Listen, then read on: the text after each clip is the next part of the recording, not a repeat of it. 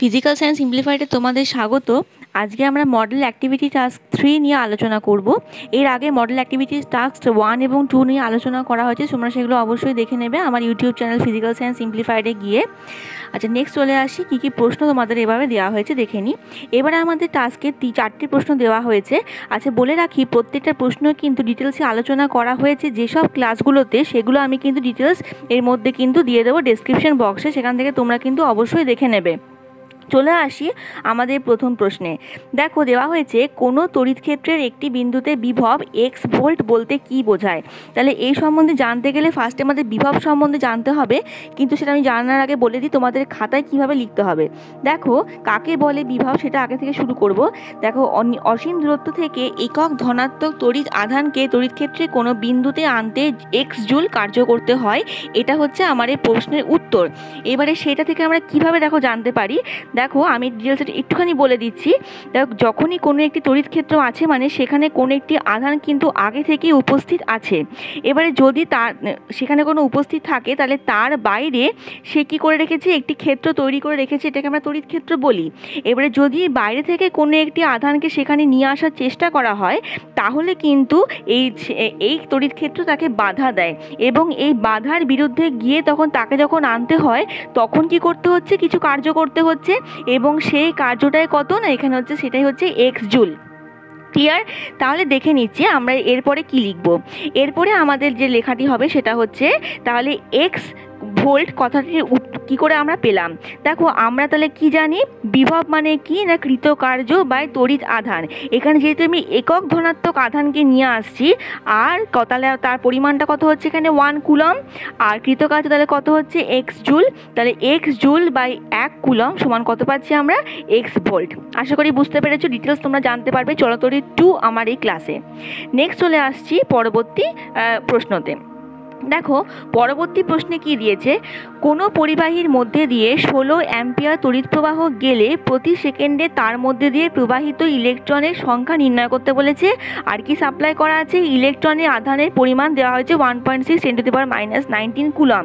তার মানে এখানে বলতে চেয়েছে যে যে পরিমাণ আমরা তড়িৎ প্রবাহ পাচ্ছি তার জন্য দায়ী ইলেকট্রনের সংখ্যাটি কত।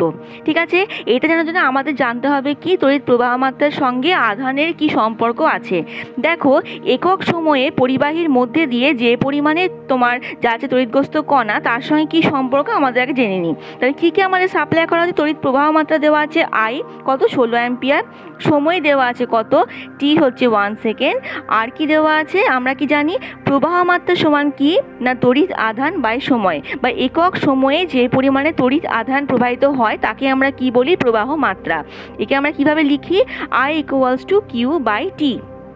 এবারে দেখো আমাদের দেওয়া আছে আয়ের মান কত না 16, কিউ এর মান আমাদের দেওয়া আছে 16 কুলম। ঠিক আছে, এখান থেকে কী করে পেলাম, কারণ এখানে টি এর মান যেহেতু 1 তাই কিউ এর মান পেয়ে গেলাম 16 কুলম। তাহলে 16 কুলমকে আমাকে কি করতে হবে, কতগুলো ইলেকট্রনের সংখ্যার জন্য দায়ী সেটা আমাকে নির্ণয় করতে হবে। তাহলে দেখো আমরা কি জানি, একটি ইলেকট্রনের আধানের পরিমাণ কত 1.6 × 10⁻⁹ কুলম। ঠিক আছে, তাহলে এখান থেকে আমি বার করতে পারি যে 1 কুলম হবে নিশ্চয়ই 1/1.6 × 10⁻⁹ কুলম এর অনন্যকটি। ঠিক আছে, আমরা ক্রস করে নিয়ে এলাম।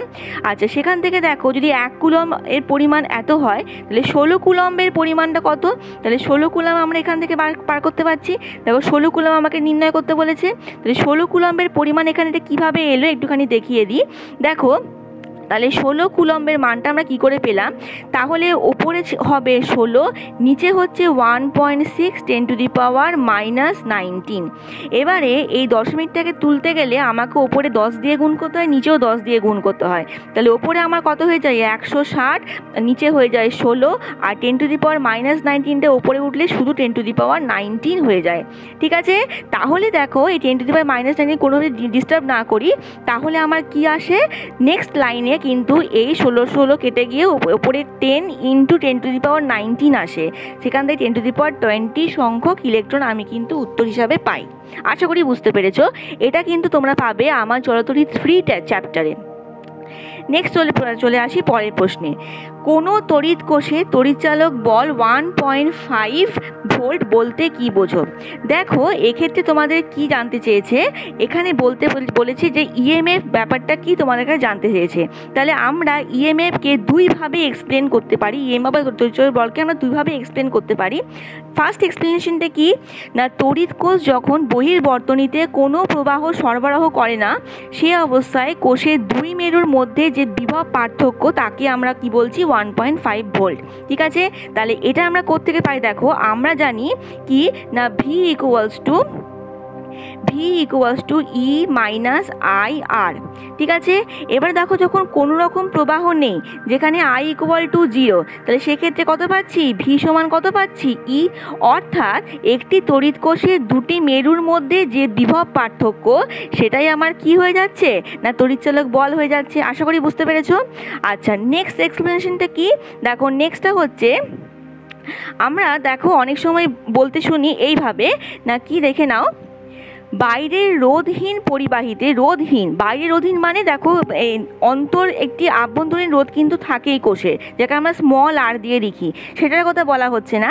এখানে বলা হচ্ছে বাইরে থেকে আমরা যে রোধটাকে সাপ্লাই করছি, ক্যাপিটাল আর যেটাকে লিখি, যদি পরিবাহীতে সেখানে শূন্য থাকে বা কোনো যদি সেরকম রোধ না থাকে, তাহলে পরিবাহীতে একক ধনাত্মক আধানকে কোষের ভেতরে ঋণাত্মক মেরু থেকে ধনাত্মক মেরুতে আনতে 1.5 জুল কার্য করতে হয়। কৃতকার্য কথাটা তোমরা আগে থেকে এখানে কিন্তু পড়েছো। আচ্ছা, কি ব্যাপারটা কি এখানে দেখে নিই একটুখানি। তাহলে যদি R ইকুয়াল টু 0 হয়, তাহলে সেক্ষেত্রে আমার যে কৃতকার্য সেটাই হয়ে যাচ্ছে কি না 1.5 জুল। এই প্রশ্নের তোমরা ডিটেলস উত্তর পাবে চলতড়িৎ 5 চ্যাপ্টারে। ঠিক আছে, আমি কিন্তু চ্যাপ্টার ওয়াইজ সমস্ত ক্লাস কিন্তু চলতড়িতের করছি, আমরা অনেকখানি এগিয়ে গেছি, তোমরা কিন্তু সেগুলো অবশ্যই সাবস্ক্রাইব করে সমস্ত কিছু কিন্তু পড়তে পারবে। নেক্সট চলে আসি, ওহমের সূত্র থেকে প্রশ্ন আছে।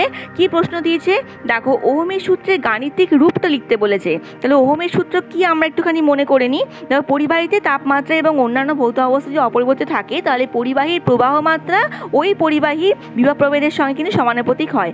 অর্থাৎ এক্ষেত্রে দেখো যদি গাণিতিক রূপটা যদি তোমাকে জানতে চাই, তাহলে এখানে কিন্তু কিভাবে লিখবো, যে V প্রপোর্শনাল টু I আসে, তাহলে V থেকে আমরা কি পাচ্ছি B ইকুয়াল টু IR আসছে।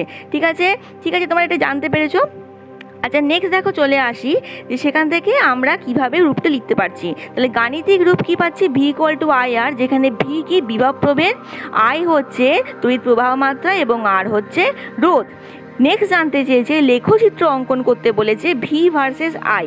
ঠিক আছে, যদি V ভার্সেস I লেখচিত্র আমরা অঙ্কন করি তাহলে সেটা কীরকম আসে দেখো, সেখানে যদি আমি ভিকে বা বিভব প্রভেদকে যদি এক্স অক্ষ বরাবর প্লট করি আর যদি ওয়াই অক্ষ বরাবর আমরা তড়িৎ প্রবাহ মাত্রাকে প্লট করি, তাহলে সেখানে আমরা যে লেখচিত্র পাই সেটার কী রকম ক্যারেক্টারিস্টিক্স, মূল বিন্দুগামী সরলরেখা, যেখানে এই সরলরেখার যে কোনো বিন্দুতে যদি আমি V ভার্সেস I অঙ্কন করি বা V ভার্সেস I দেখি, তাহলে V বাই আইকে আমরা কি পাবো না রোধ পাবো। ঠিক আছে, এটা তোমাদের জানা রইল। এই সম্বন্ধে ডিটেলস তোমরা কোথায় পাবে? আমার চলতড়িৎ 4 ক্লাসে কিন্তু ডিটেলসে আলোচনা করা আছে। আশা করি তোমরা বুঝতে পেরেছো। অবশ্যই আমার চ্যানেলকে সাবস্ক্রাইব করো। Thank you.